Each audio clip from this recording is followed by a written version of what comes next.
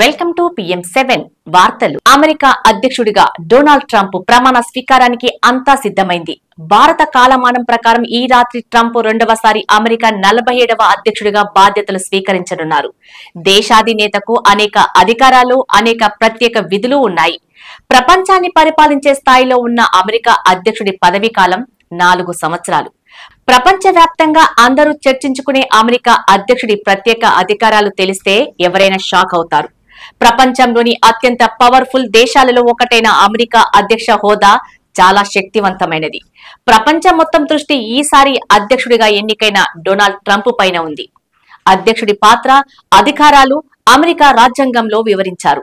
ఇందులో కార్యనిర్వాహక, శాసన, న్యాయ, సైనిక, దౌత్య విషయాలలో అధ్యక్షుడికి అధికారాలను ఇస్తుంది. అధ్యక్షుడే దేశానికి ముఖ్య కార్యనిర్వాహక అధికారి. సమాఖ్య ప్రభుత్వ విధానాలన్నింటినీ అమలు చేస్తారు. అధ్యక్షుడు సమాఖ్య సంస్థల అధిపతులను, మంత్రి వర్గాన్ని కూడా నియమిస్తాడు. వారికి ఆదేశాలను కూడా జారీ చేస్తారు. ఈ సంస్థలు జాతీయ విధానాలను అమలు చేయడానికి, ప్రభుత్వ పరిపాలనను నిర్వహించడానికి పనిచేస్తాయి. ఫెడరల్ చట్టాలకు అనుగుణంగా ఉండేలా చూసుకోవటం కూడా అధ్యక్షుడి బాధ్యత. దీనికోసం అధ్యక్షుడు సమాఖ్య అధికారులకు కూడా ఆదేశాలు ఇవ్వవచ్చు. అధ్యక్షుడికి కూడా కొన్ని పరిమిత శాసన అధికారాలు ఉన్నాయి. అధ్యక్షుడు ప్రత్యేక సమావేశాన్ని ఏర్పాటు చేసి అత్యవసర అంశాలపై దృష్టి పెట్టమని కోరవచ్చు. చట్టాల ప్రతిపాదనలను అధ్యక్షుడు ప్రవేశపెట్టలేరు.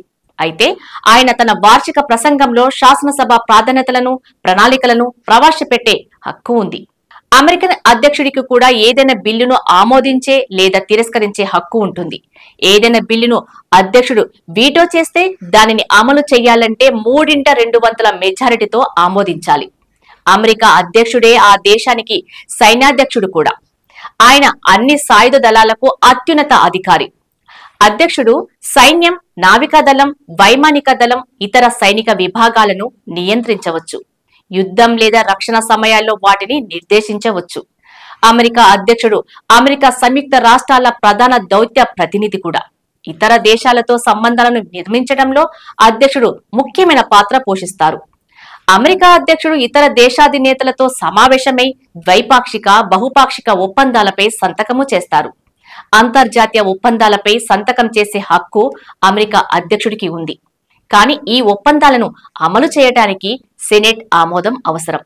ఏ నేరం చేసినా దోషులకు క్షమాభిక్ష పెట్టే అధికారం అమెరికన్ అధ్యక్షుడికి ఉంది. ఫెడరల్, సుప్రీంకోర్టుల న్యాయమూర్తులను అమెరికన్ అధ్యక్షుడు నియమిస్తాడు. అయితే దీనికి కూడా సెనెట్ ఆమోదం అవసరం. అధ్యక్షుడు ప్రభుత్వ అధిపతిగానే కాకుండా తన పార్టీకి కూడా అధిపతే. ఆయన తన పార్టీ విధానాలను కూడా ప్రజల ముందు ఉంచవచ్చు. దేశంలో ఏదైనా జాతీయ లేదా అంతర్జాతీయ సంక్షోభం తలెత్తితే పరిస్థితిలో అమెరికా అధ్యక్షుడు దేశాన్ని ఉద్దేశించి ప్రసంగించి ప్రజల మనోధైర్యాన్ని పెంచుతారు. ఇలా అన్ని విషయాల్లో అమెరికా అధ్యక్షుడు అత్యంత బలమైన పవర్స్ కలిగిన దేశాధినేతగా చెప్పవచ్చు.